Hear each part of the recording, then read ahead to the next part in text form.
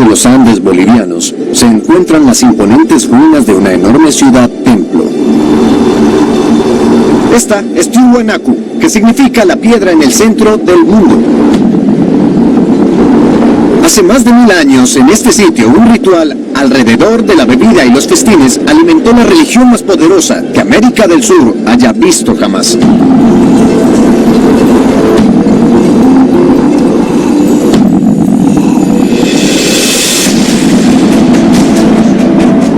Soy Jacob Cooper, y como arqueólogo que se especializa en Sudamérica, siempre he estado fascinado por los secretos y misterios enterrados en estos paisajes impresionantes y prohibidos. La historia de este continente la han dominado los incas y los conquistadores españoles. Sin embargo, en este programa exploraré un pasado más antiguo y olvidado. ¡Cielos! Estoy dentro de la cueva, viajando desde la costa hasta las nubes en búsqueda de una antigua civilización que era tan importante e impresionante como cualquiera en la Tierra.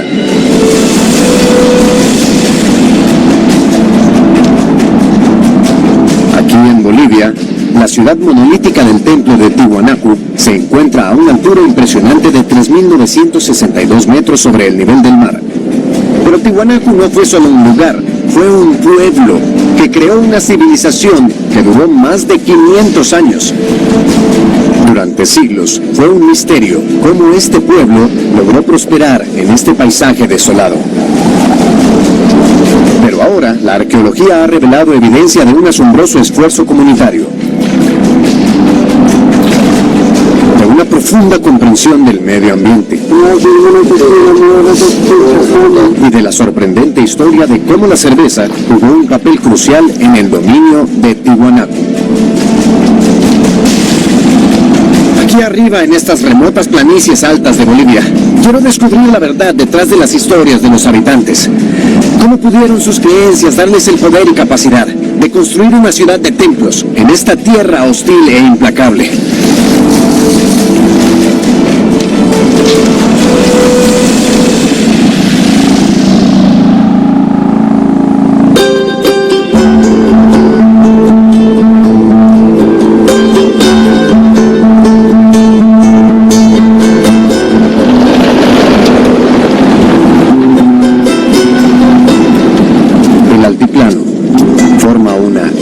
Extensión de 3.800 metros en los Andes bolivianos. Parte de la gran cadena montañosa que forma una columna vertebral en el oeste de América del Sur.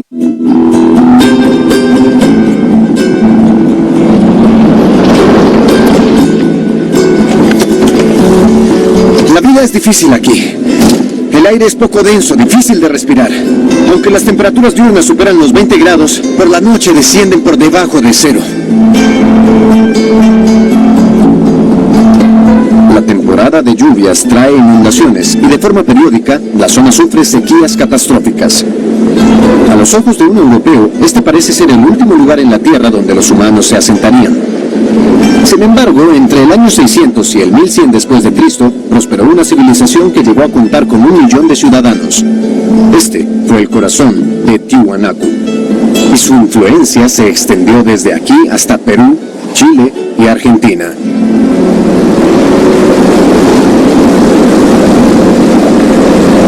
Entonces, ¿qué hizo posible la vida en una de las regiones de mesetas más altas del mundo?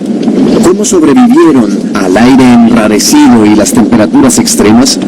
¿Y cómo diablos viajaban esas distancias a través de este paisaje?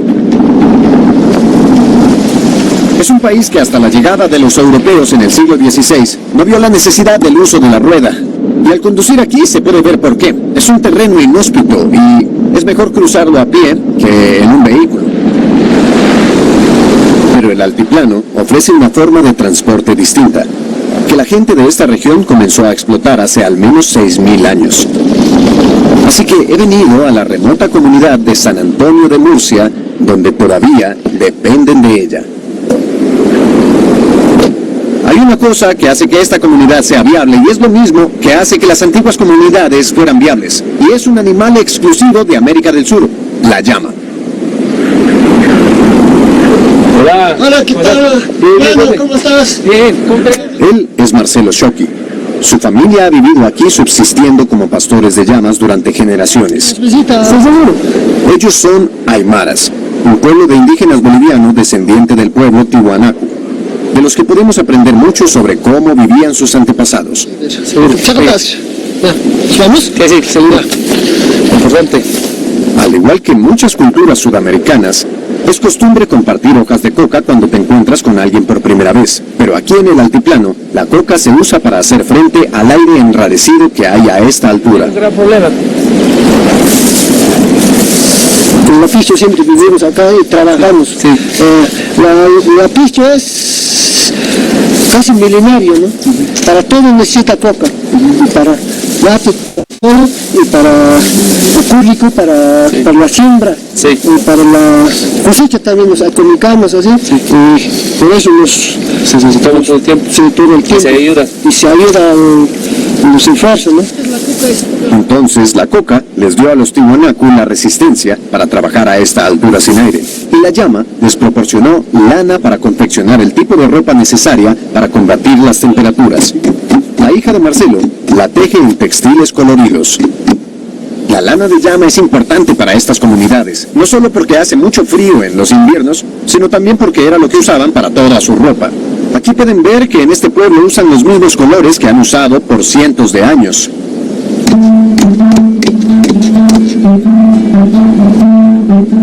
Pero por supuesto, la llama no era solo una fuente de lana y ropa.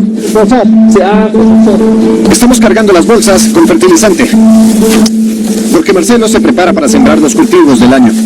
Tomaremos fertilizante, lo cargaremos sobre las llamas y lo llevaremos a los campos en las montañas. Lo usarán para plantar papas. Dice que este es uno de los únicos cultivos que crecen.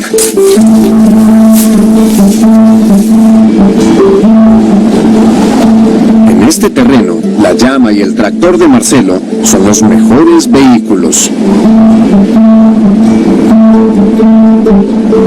Las llamas tienen una constitución única para viajar grandes distancias a estas alturas, sobre terrenos difíciles.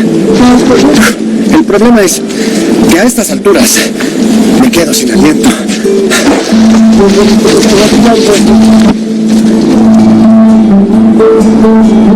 El pastoreo de llamas fue vital para los primeros habitantes del altiplano. Les proporcionaba alimento y vestido, y sus caravanas de llamas, a veces de más de 1,6 kilómetros de largo, atravesaban los pasos de montañas transportando bienes y suministros. Pero aún me sorprende lo precaria que parece ser la existencia de Marcelo y de su familia.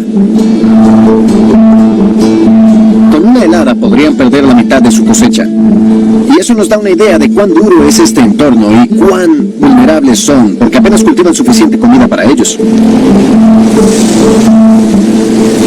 Entonces, una manada de llamas podría soportar las condiciones de vida y subsistencia que persistieron hasta alrededor del año 100 a.C., pero para convertirse en civilización dominante necesitaron un suministro de alimentos mayor. Para ver cómo lo hicieron, me dirijo a la zona del altiplano donde ellos comenzaron a emerger hace unos 3.000 años a orillas de un antiguo lago.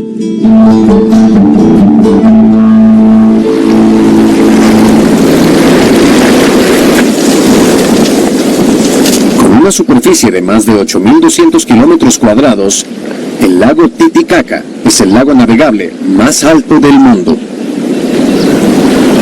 La región que rodea el lago se conoce como la Cuenca del Titicaca, y los arqueólogos creen que fue aquí, hace casi 3.000 años, donde los Tiwanakus comenzaron como grupos de agricultores por subsistencia. Se parece más a un mar que a un lago, y durante miles de años ha jugado dos papeles cruciales para quienes viven en sus orillas. La primera es que el lago tiene una temperatura ambiente que no cambia mucho, y eso ayuda mucho para crear un microclima de estabilidad a lo largo de las orillas. Y la segunda es que la sedimentación del lago ha creado este suelo agrícola que es bastante rico y que se ve cómo se usa hoy. Pueden ver lo rico que es, más si lo comparan con los suelos de arriba en el valle. Pueden ver lo suelto que es.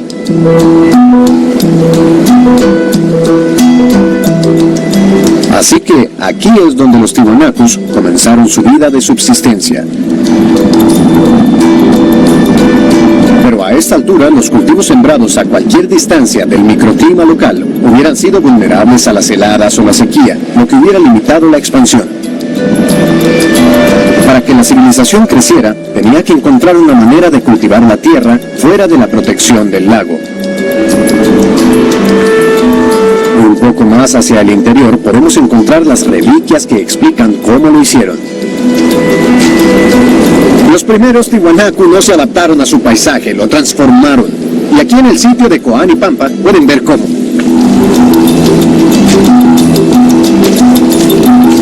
El Coanipampa es una vasta extensión del altiplano que inicia en el lago Titicaca, y estos son los vestigios visibles de una ingeniería antigua y brillante. Estos lechos elevados fueron una innovación agrícola que transformó la producción agrícola de la región. Son muy ingeniosos porque el agua actúa como amortiguador para proteger los cultivos en las zonas elevadas contra las fuertes heladas que se producen. El agua derretida que bajaba de la nieve y de los glaciares de las montañas regaba los campos. El agua de estas trincheras retenía el calor del sol diurno, creando un mini microclima como el lago, que protegía los cultivos. Pero fue la inversión anual y el mantenimiento de las zonas elevadas lo que marcó la diferencia. Ellos enderezaban estos bordes que permitían que el agua fuera absorbida, excavaban los canales con la tierra rica en nutrientes que ponían encima del lecho, y luego la volteaban para permitir un gran aumento en la producción agrícola. Los experimentos modernos han demostrado que el uso de este método podría haberles dado un 25% más de cosechas, extendiendo su temporada de cultivo otras 2 valiosas semanas. Sin bestias de tracción ni de arados, todo lo hacían con herramientas manuales. La cantidad de trabajo que se dedicó a la construcción y al mantenimiento de estos campos elevados es alucinante. Y esto es solo una fracción del paisaje que se explotó con esta técnica.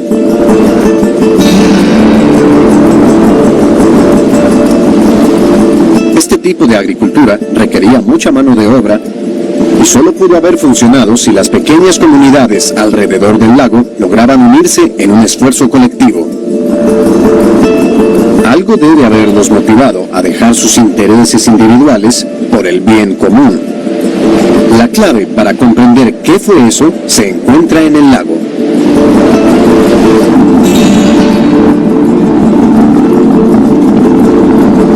Esparcidos por las orillas del lago, los arqueólogos han descubierto los restos de numerosos templos de Tiwanaku, y estos tienen la clave. La investigación arqueológica sugiere que la región de Tiwanaku se dedicaba a adorar en grupo a los dioses de la naturaleza que controlaban el medio ambiente y otorgaban buenas cosechas. Vine a ver uno de los sitios de templos más antiguos, donde los Tiwanaku celebraban festivales religiosos hace 3000 años. Este es el recinto hundido de Chiripa. Aquí se puede tener una idea del ambiente que podía crearse en los festivales. La gente se ponía de pie alrededor del recinto, todos mirando hacia abajo, concentrados en el festival que había. En un eco de las antiguas prácticas de sus ancestros, los aymaras locales aún utilizan este sitio para realizar rituales de sacrificio de llamas, ofreciendo la sangre a las piedras como parte de sus festivales anuales. Los festivales aquí no solo servían para reunir a las comunidades y apaciguar a los dioses con ofrendas en sus rituales, sino que también las unían socialmente. Mientras celebraban y oraban, debieron haber formado una ideología que los impulsara no solo a rezar juntos, sino a trabajar juntos como clave para el éxito. Al venir a un sitio como este, podemos ver en verdad los cimientos de lo que eran los Tiwanakus. Pero lo que quiero saber es cómo los Tiwanakus pasaron de un sitio pequeño como este a escala comunitaria a una arquitectura sin duda monumental de escala regional.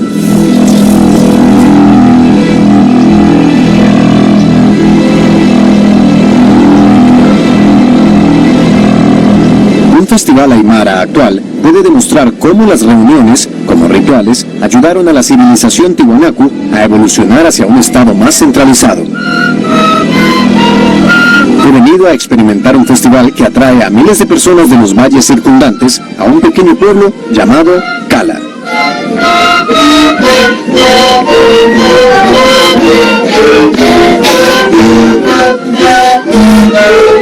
Cala solo tiene una población de 250 personas, pero hoy va a aumentar a 4.000 personas listas para beber, bailar y divertirse al estilo boliviano.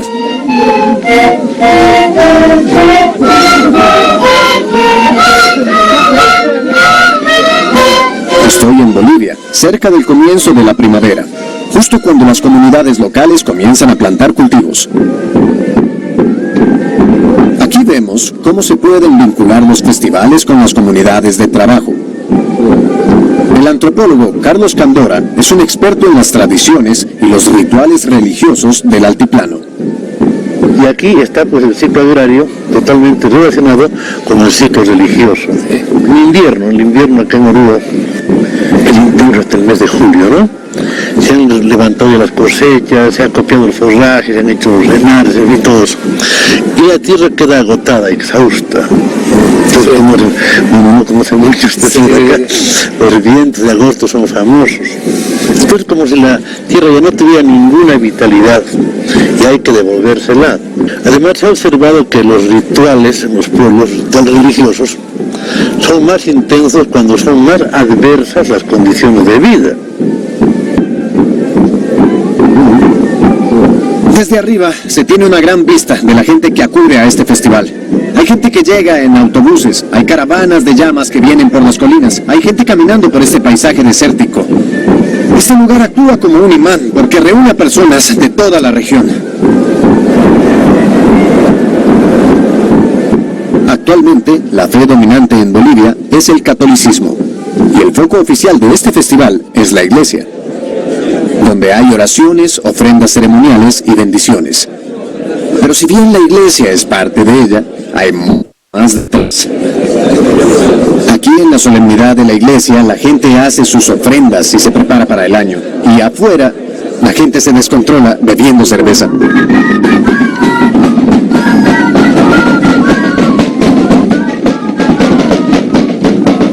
La gente se ha reunido para rezar, es cierto, pero al igual que los tiwanaku, se están reuniendo en masa, uniéndose como comunidad para festejar, formando los lazos que los ayudarán a superar la dura temporada agrícola que se avecina.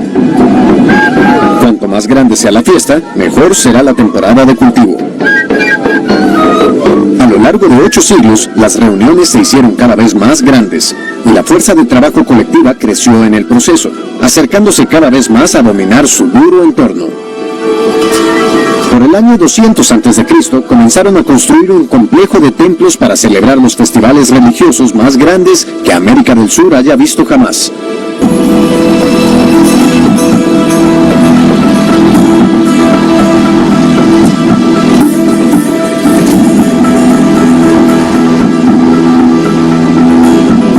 Situado a 16 kilómetros de las orillas del lago Titicaca, en lengua aymara, Tiwanaku significa piedra en el centro.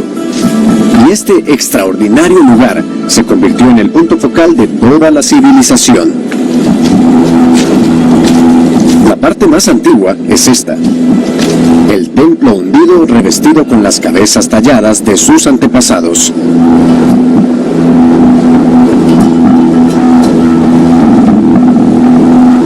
Comenzaron la construcción de este antiguo recinto hundido, al igual que los otros a lo largo de la cuenca del Titicaca. Era un espacio ceremonial centrado en la comunidad. Pero durante los siguientes 800 años, los tiwanaku crecieron más y más y más. Junto al templo hundido se encuentra el Kalasasaya, un espacio ceremonial elevado que mide más de 15.000 metros cuadrados, y que los tiwanaku comenzaron a construir en el año 500 después de Cristo. Una estatua monolítica custodia el camino de entrada y en una esquina se encuentra esto, la Puerta del Sol, formada a partir de un solo pedazo de piedra. El personaje tallado en él se conoce como el dios del bastón, un controlador de las fuerzas naturales, del sol, de la lluvia y de la probabilidad estacional. Hace 1500 años, este era el lugar donde se reunían decenas de miles de personas para rendir homenaje a los dioses de la naturaleza. Y, al igual que sus contrapartes modernas, las comunidades de toda la región se unieron para reafirmar sus lazos sociales y movilizarse en grupos de trabajo masivos, en preparación para el nuevo año agrícola. Dominando el sitio hay un gran montículo que alguna vez estuvo encerrado en enormes bloques de mampostería, que hace mucho tiempo fueron erosionados o saqueados. Solo aquí arriba se tiene una idea de la escala del lugar. Solamente se ha excavado una fracción del sitio. Los arqueólogos estiman que la huella tenía más de 5 kilómetros cuadrados. La pregunta que desconcertó a los arqueólogos durante décadas es cómo se construyó Tiwanaku. Se hicieron intentos en la década de 1960 para reconstruir algunas de las estructuras del templo, un proceso que reveló cuán hábiles eran para trabajar la piedra. Y además de su habilidad, ¿cómo pudo una cultura que no tenía caballos ni bueyes para arrastrar, que no usaba la rueda ni la polea, mover piedras que pesaban 10, 20 o incluso 50 toneladas y que se extraían a kilómetros de distancia? Para averiguarlo, tengo que volver al lugar de donde provienen las piedras, el lago Titicaca, donde hay una pista sobre el misterio de la construcción de los Tiwanaku.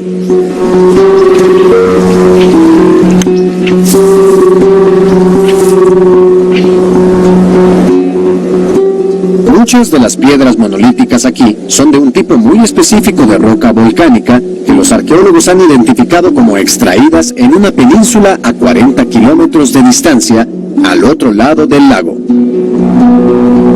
Y en la orilla del lago yacen docenas de piedras que parecen abandonadas, pero que solo podrían provenir de la cantera de la península. Los aymaras locales las llaman las piedras cansadas, por parecer abandonadas. Hay una por allá. Me parece que las han dejado aquí, a medio camino entre la cantera y Tiwanaku. Sorprende ver piedras arqueológicas abandonadas. Hay una piedra en medio de un campo arado y hay otra justo arriba, y forman una línea hasta el borde del lago. Esta es una piedra impresionante, en verdad. Es una andesita verde, que es muy diferente a las areniscas más suaves que se consiguen en esta parte de la cuenca. Si miran los bordes pueden ver cómo fue trabajada. Se le dio forma en un bonito bloque rectangular. Pueden ver dónde se cortó la roca, marcas de cortes hacia abajo con estos lados verticales. Hay una muesca aquí. Hay más marcas de corte que muestran una muesca. Y algunas más acá. Ver cómo han comenzado a moldear esta piedra en una forma inicial nos da una idea de para qué pensaban utilizarla. Uno de los dinteles de piedra maciza o parte de la estructura principal de los grandes templos que tenemos aquí. Entonces, ¿cómo se transportaron estas piedras colosales desde una cantera 40 kilómetros al otro lado del lago? La conclusión obvia es que fueron enviados y descargados aquí, en la ruta a Tiwanaku. Pero este es un paisaje casi sin árboles, por lo que no pudieron haber sido traídos en barco, al menos no de madera.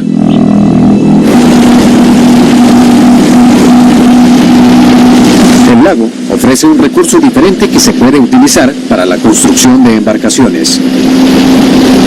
Juncos de totora.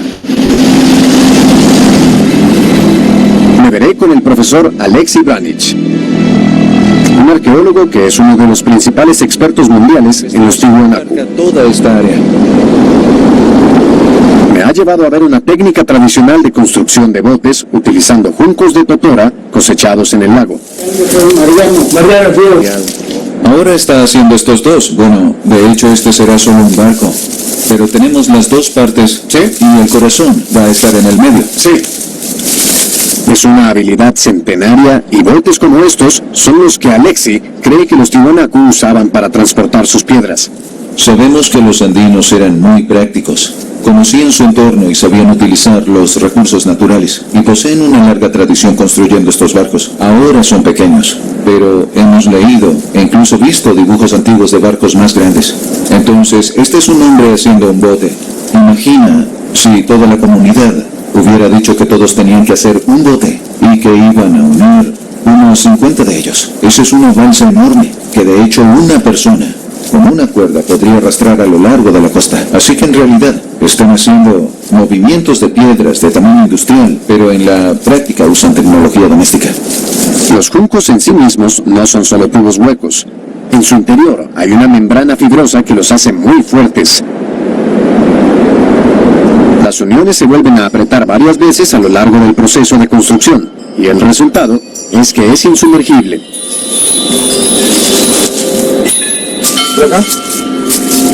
Para darme una idea de cuán resistentes son los botes de juncos de totora, me dan la oportunidad de probar uno en el lago.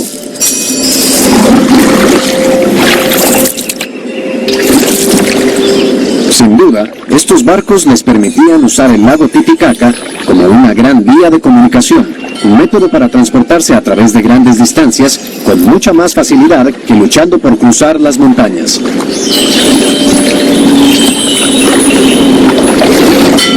Yo peso más de 100 kilos y este bote se siente como una roca. ¿Pueden imaginarse cómo se usaban estos botes para transportar personas, familias y bienes alrededor del lago Titicaca, conectando a la comunidad de Tiwanaku?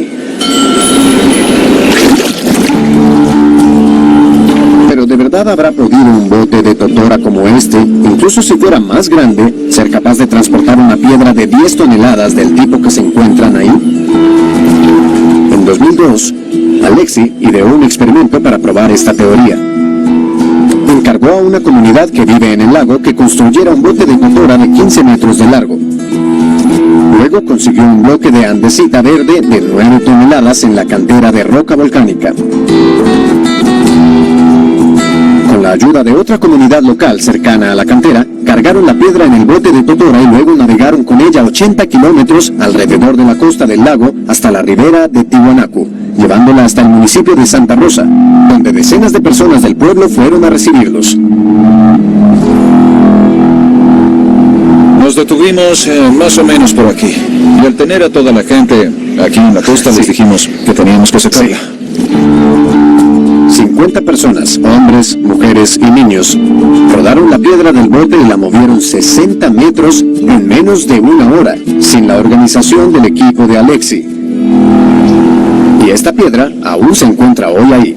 Esta piedra de aquí fue la que trajimos, justo del otro lado. Es muy grande. Sí, son unas 20 toneladas. ¿Sí? Este extraordinario experimento sin duda me da una idea de cómo esas piedras pudieron haber sido transportadas a través del lago. Pero ¿cómo fueron llevadas por tierra a Tiwanaku?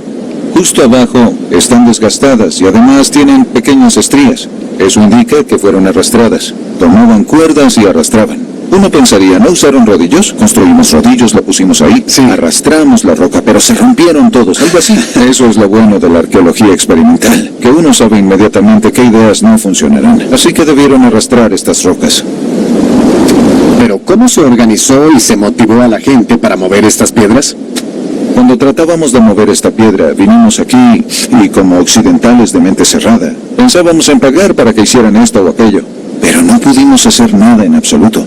Pero cuando una comunidad supo que la otra movía la piedra, se volvió una competencia. Al volverse competitivo entre comunidades, las cosas avanzaron rápido. Así que imagino que los tiwanakus usaron esa competencia amistosa entre diferentes grupos. Vamos a construir, otro trae algo, vamos a hacer un festival. Y esa dinámica continuó durante varios siglos. Me encanta esta idea del festival como motivador porque lo lleva más allá de cualquier sentido práctico y se centra más en las relaciones sociales. Y para mí significa que esta comunidad fue a Tiwanaku y entonces vio la piedra que había llevado su comunidad. Y fue como una declaración de su participación allí. No es un monumento que alguien construye como un palacio. Ese es el palacio de fulano. El pensamiento predominante es que esto es nuestro. Parte de nuestra identidad. Entonces el experimento de Alexi para demostrar que el trabajo colectivo, que era tan importante para la agricultura, también se usó para construir templos cada vez más grandes. Es una especie de círculo virtuoso. Al unirse las comunidades pueden construir templos y a medida que los lazos sociales aumentan el tamaño de las comunidades, pueden construir otros más grandes. Tiwanaku fue fue sin duda el sitio de un festival multitudinario, pero estudios recientes realizados por Alexi y su equipo han revelado que también tenía otro propósito. El gran templo Kalasasaya no era solo un auditorio, sino que también fue construido para medir el movimiento del Sol. Y funcionó como un calendario gigante.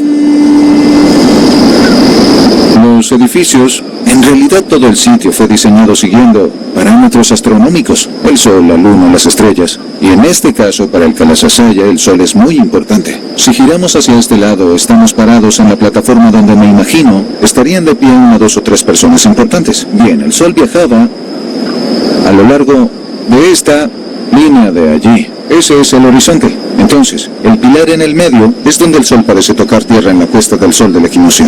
Los solsticios están a cada extremo, y en el medio varias estructuras que hemos estudiado mucho. Es muy probable que los tiwanakus tuvieran su propio calendario ritual, y tuvieran que mantener las fechas con base en las ideas de su cosmos y ciertas ofrendas hechas en diferentes momentos. Entonces, por eso tenemos la idea de que no era solo un calendario de agricultura, sino también uno de festivales. Sé que tenían algo aquí que señalaba cuál era el momento de un festival, el momento de una ofrenda. El Kalasasaya funcionaba como un reloj astronómico oficial que regulaba el culto y las prácticas agrícolas en Tiwanaku a escala regional. Los Kalasasaya definieron su cultura de esfuerzo colectivo, y los rituales que aquí se llevaron a cabo fueron diseñados para ser eventos intensos y teatrales. Si estuviéramos aquí en el 500 después de Cristo, en un festival de solsticio, ¿cómo sería? ¿Qué veríamos? Ahora vemos una imagen deslucida de lo que solía ser. Recuerda que estas personas usarían ropa brillante. Estas piedras hubieran sido cubiertas con pintura. Verde, roja, azul, colores muy llamativos, que para nosotros no tienen sentido. Pero hay que recordar que estas personas consumían alucinógenos como rito, y consumiéndolos los colores parecen moverse. Así que estas estatuas que ves estarían moviéndose y hablándoles en sus mentes. Hubieras tenido metales brillantes. Con el sol brillando sobre ellos, los tiwanakus trabajaban sus metales para hacer diferentes tipos de reflejos. Así que hay reflejos, colores llamativos y gente con ropa muy brillante, listos bajo efectos de alucinógenos.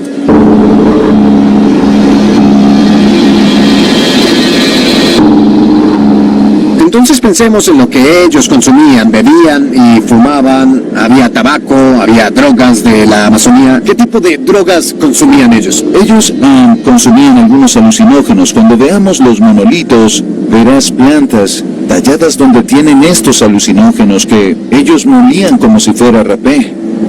Tal vez también los bebían. También tenían tubos de enanas alucinógenos, en caso de tener prisa por poder comenzar la fiesta.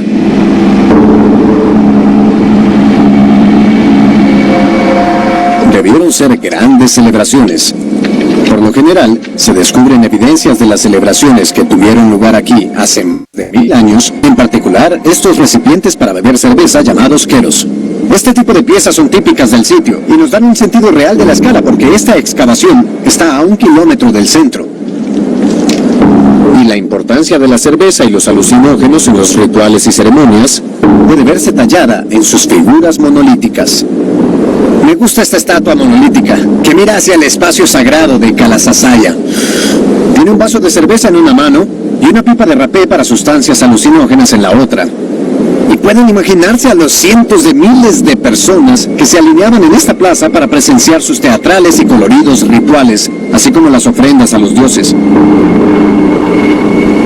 En el centro del escenario de estas espectaculares ceremonias se encontraba una casta de élite de sacerdotes. Vistiendo túnicas icónicas y tocados, realizaban los rituales y leían el movimiento del sol. Los sacerdotes interpretaban el cosmos para el pueblo tiwanaku.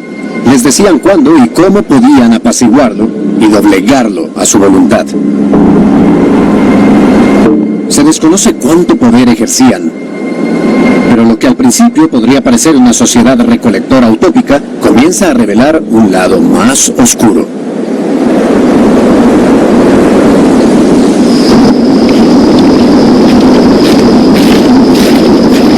En 2005, En una tumba ubicada en línea directa con la puesta del sol del solsticio de invierno, los arqueólogos desenterraron algo que nunca antes se había encontrado en Tiwanaku. ¿Cuándo fue la última vez que viniste? 2006.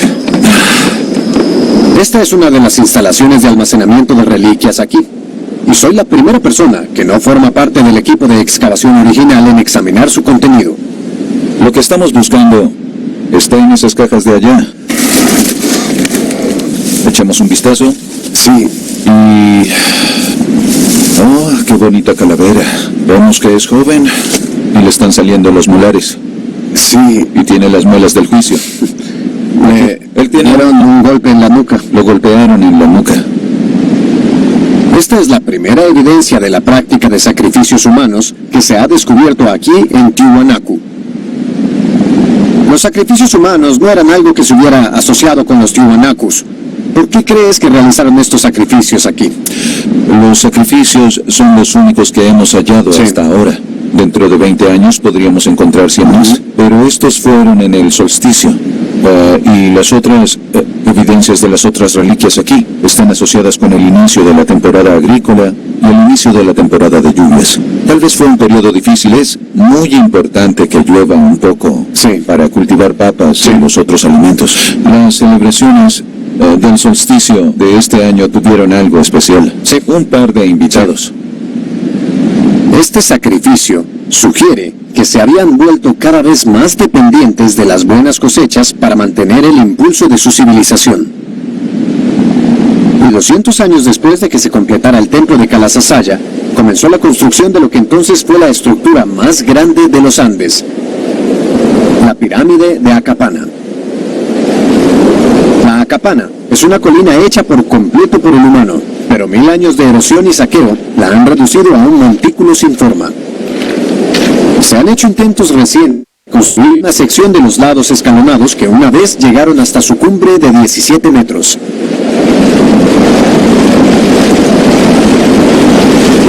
Imaginen que era un lugar bastante exclusivo para que la élite privilegiada se parara aquí y contemplara los rituales y ceremonias que tenían lugar en el Kalasasaya. Si esto fuera el antiguo Egipto, habría un faraón aquí. Pero debemos recordar que Tiwanaku no tenía faraones ni reyes. No hay evidencia de un rey en Tiwanaku. No hay monumentos dedicados a un solo gobernante autocrático. En cambio, los arqueólogos creen que Akapana era un monumento a las montañas, cuya nieve se derretía cada primavera y regaba los enormes sistemas agrícolas de Tiwanaku. Lo que regía aquí era su ideología de culto a la naturaleza y su respeto al colectivismo.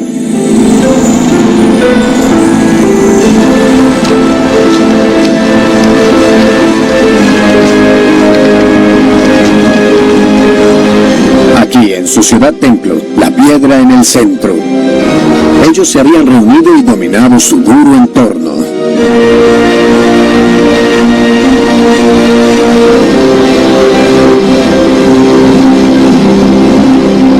Para tener una imagen de la civilización Tiwanaku en su apogeo, he venido a La Paz. Ubicada en las montañas en el extremo oeste del altiplano y sentado a 3.600 metros, La Paz es la ciudad capital más alta del mundo. Su museo alberga una colección de reliquias que nos dan una idea de cómo debió haber sido presenciar una de sus fiestas. Hola, encantado de conocerle. El arqueólogo Marcos Michel me muestra el lugar y una cosa me llama la atención de inmediato: el cráneo de un Tiwanaku. Y esto me encantó, es una pieza maravillosa. Es un cráneo que ha sido deformado de forma deliberada para que su parte posterior quede alargada. Fue una práctica realizada para identificar a esta persona como uno de los Tiwanakus. ¿Estas cosas se hacían con un propósito estético para diferenciarse? Sí, diferenciar. Para diferenciarse dentro de los grupos sociales, como una élite. Sí, sí. Y por supuesto, están los vasos de cerveza. La forma principal de Tiwanaku son los vasos, los que se llaman kerus, que son los vasos rituales para la bebida ritual. Vasijas muy decoradas como estas se usaban para el consumo ceremonial de cerveza, que como hemos visto era fundamental en las fiestas. Pero un objeto más raro que se exhibe aquí es este fantástico tejido.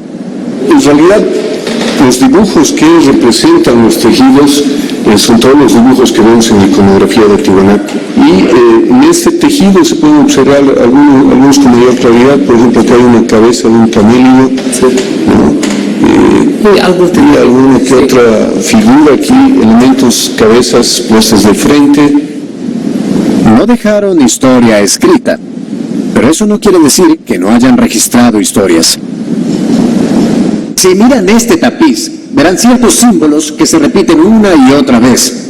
Se ve una narrativa aquí que explica a las personas que entienden los símbolos lo que está pasando. Creo que es algo así como el tapiz de Bayeux, una historia que fue contada de forma lineal. Pero a diferencia del tapiz de Bayeux, por desgracia, nadie sabe cómo interpretar de forma clara estos símbolos o su significado.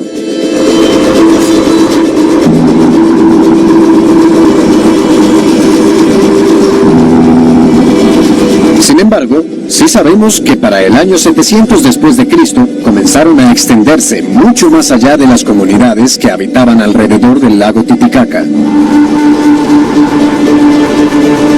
Dirigiendo sus caravanas de llamas desde el altiplano, se trasladaron a zonas de clima más cálido en lugares tan lejanos como Chile y Perú, a cientos de kilómetros de distancia de su capital.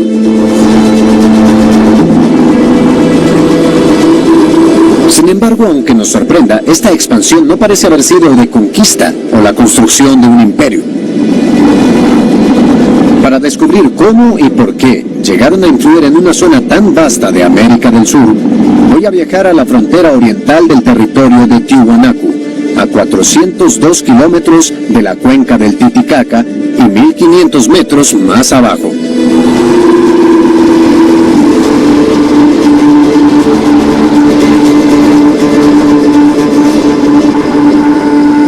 A 2.250 metros sobre el nivel del mar, esta es la moderna ciudad de Cochabamba.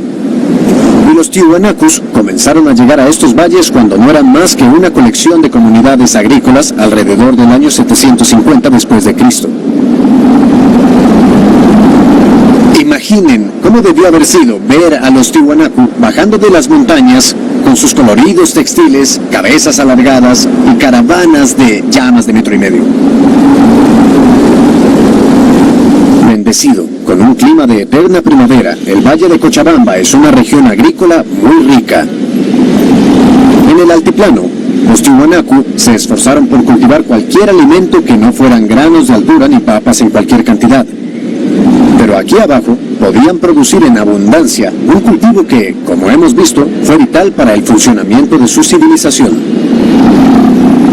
Ellos llegaron a este valle por su fantástica capacidad para cultivar maíz. Y querían maíz para hacer cerveza, mucha cerveza en abundancia. Hola, ¿qué cosas?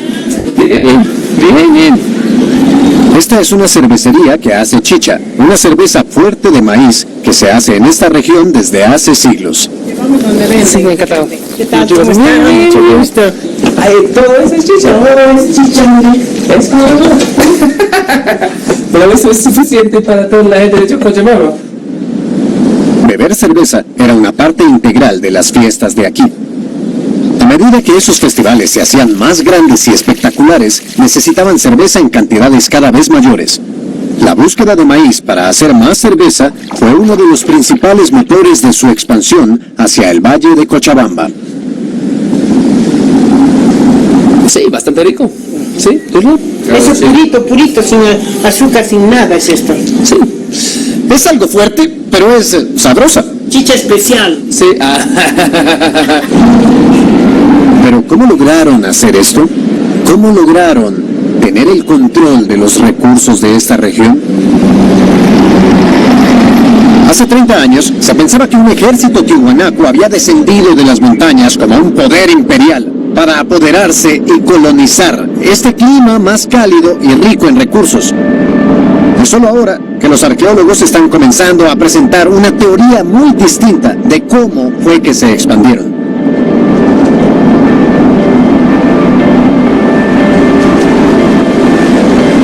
En 1985 se inició un nuevo proyecto de edificación suburbana a las afueras de Cochabamba.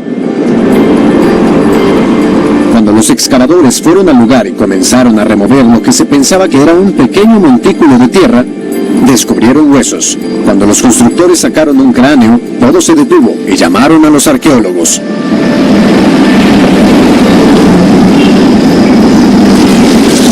Esto puede parecer el último lugar en el que esperarían encontrar restos de una civilización antigua, pero a veces los descubrimientos extraordinarios aparecen en los lugares menos esperados.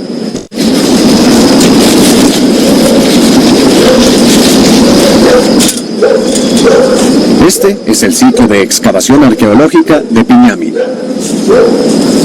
Los restos de un asentamiento olvidado hace mucho tiempo, que ofrece una visión de cómo era la vida hace 1300 años. Y la arqueóloga principal, la doctora Karen Anderson, me mostrará los alrededores. Karen, ¿cómo estás? Mucho gusto. Entonces, ¿este es el sitio? Sí. ¿Pero qué revela este sitio sobre la expansión de ellos?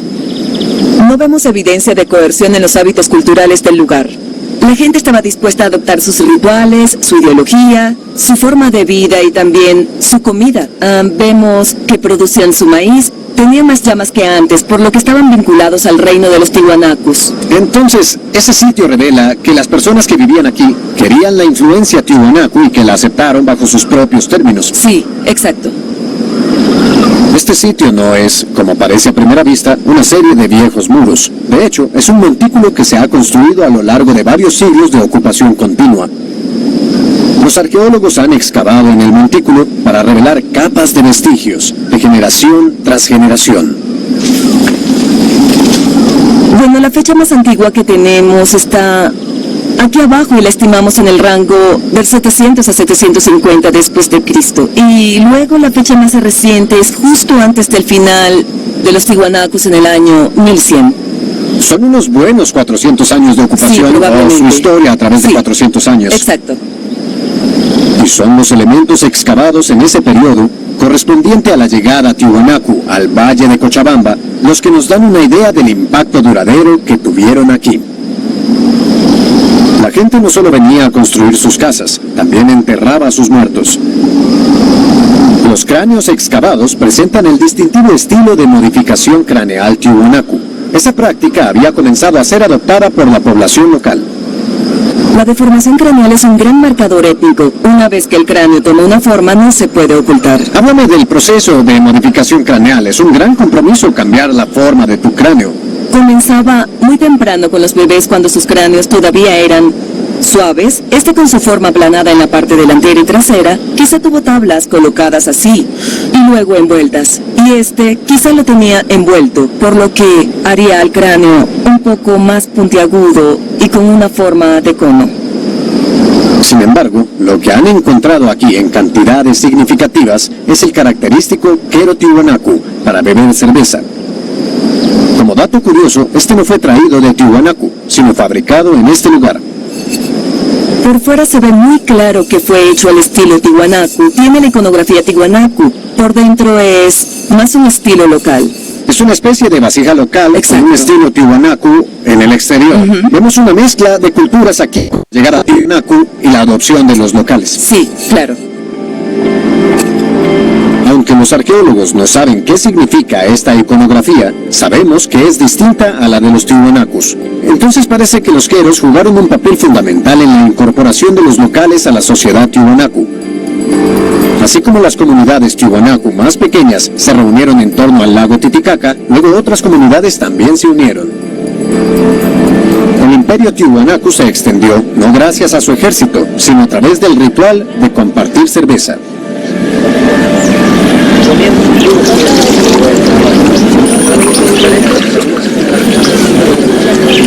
Esta es una chichería, un lugar familiar que sirve la cerveza de chicha, que fue una parte importante de la identidad y la economía Tiwanaku hace más de 1000 años.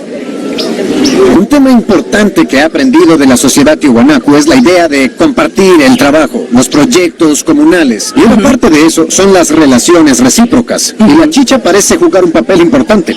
Era una forma de unir a la gente, de expresar reciprocidad y de expresar entendimiento. Así las personas se reunían, podían hablar de política y llegar a un consenso.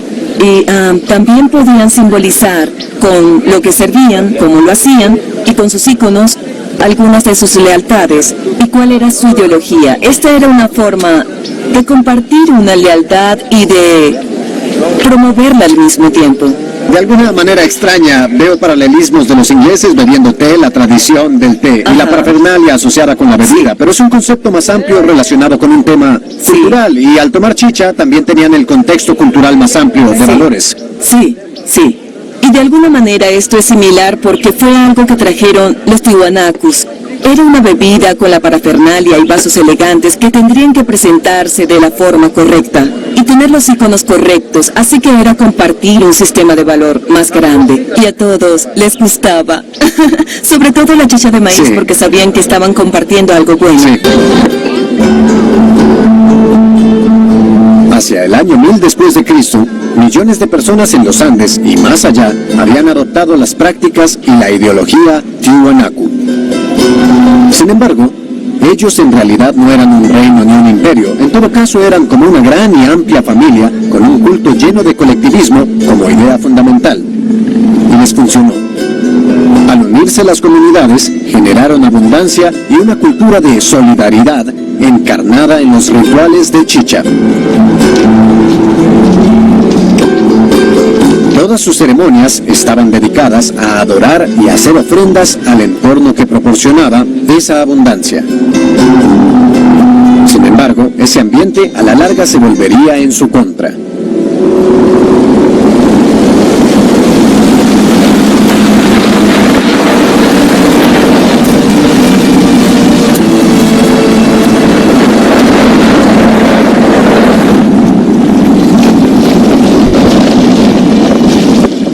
Voy hacia allá, a Huayna de Potosí, una de las muchas montañas cubiertas de nieve que dominan el paisaje del lago Titicaca.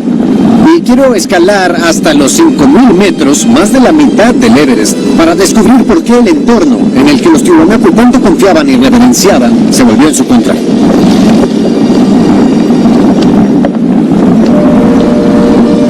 Ellos dependían por completo del éxito agrícola para construir y mantener su ciudad-templo y unir su vasto territorio. Necesitaban que el sol y la lluvia trabajaran en armonía, que las nieves se derritieran en primavera e irrigaran sus vastas redes de campo. Todas sus ceremonias, rituales y ofrendas estaban enfocados en asegurar que eso pasara. Y durante al menos 500 años pareció que funcionó a la perfección.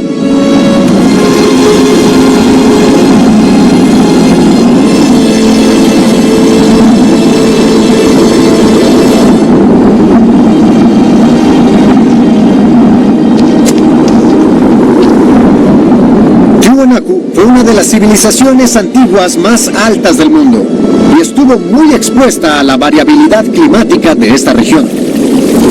Las aguas de deshielo de glaciares como este alimentaron los vastos sistemas agrícolas que hicieron posible la construcción del monumental complejo del templo. Pero, ¿qué sucedió cuando el hielo derretido se detuvo?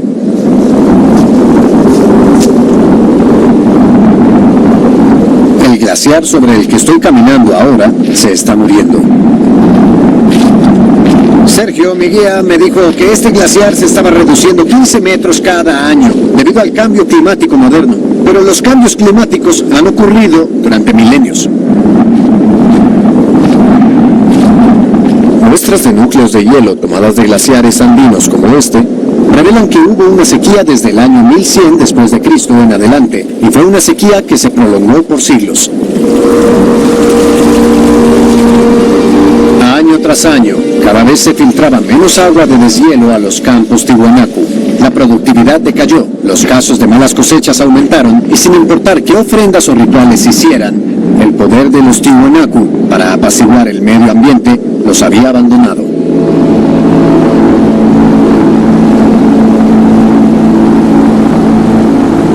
centro ceremonial de Tiwanaku les había fallado. Los sistemas de agricultura intensiva que alimentaban esta cultura de generosidad y festejos se volvieron imposibles de mantener. Se convirtió en un anacronismo, un monumento a una época de abundancia que ya había pasado.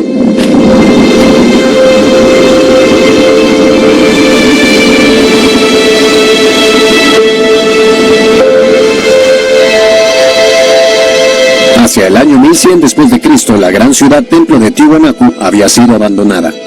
Las estatuas de dioses y ancestros habían sido desfiguradas y decapitadas, y el resto quedó en ruinas.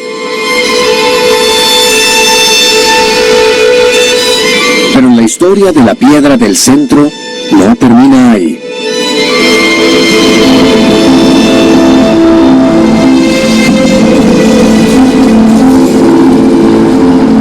El pueblo Tiwanaku no fue que desapareció en la nada después del colapso de su civilización, sino que volvió a su existencia centenaria de vivir en comunidades de aldeas dispersas. Pasarían otros 400 años antes de que los primeros europeos pisaran el altiplano y para entonces Tiwanaku ya estaba en ruinas. Cuando los conquistadores españoles vieron Tiwanaku por primera vez, quedaron asombrados por su escala y antigüedad. Pero eso no les impidió saquear el sitio en busca de oro y arrancar las piedras finamente trabajadas para ofrecérselas a su dios cristiano.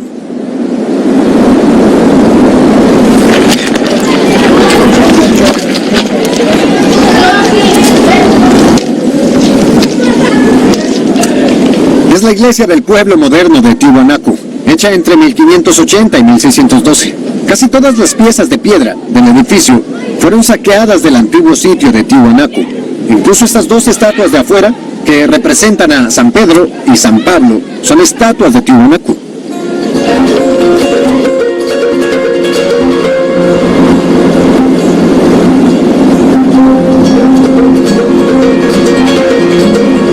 Bolivia se independizó de España en 1825 y poco a poco recuperó el control de su propio destino.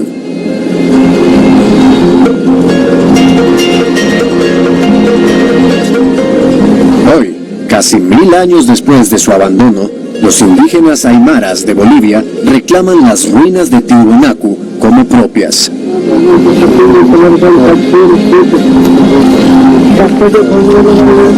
Es el amanecer del 21 de septiembre, equinoccio de primavera en el hemisferio sur. Y aquí los líderes aymaras están preparando una ofrenda para dar la bienvenida al nuevo año agrícola. Hace 1000 años, la extraordinaria ideología Tiwanaku sobre el compartir y el trabajo colectivo, un conjunto de creencias que unía a millones de personas a lo largo de los Andes, se materializó aquí en ceremonias y rituales ancestrales.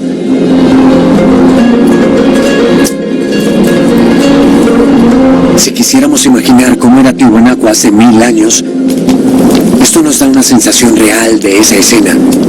Los rituales aún se llevan a cabo aquí en el corazón de Tiwanaku.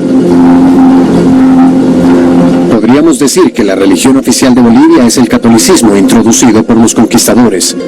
Pero los aymaras que viven aquí a 4000 metros sobre el nivel del mar, en su hermoso pero imponente altiplano, siempre han conservado la reverencia a Tiwanaku por este templo sagrado. Tiwanaku fue un lugar que celebraba la vida y hoy disfruta de un renacimiento.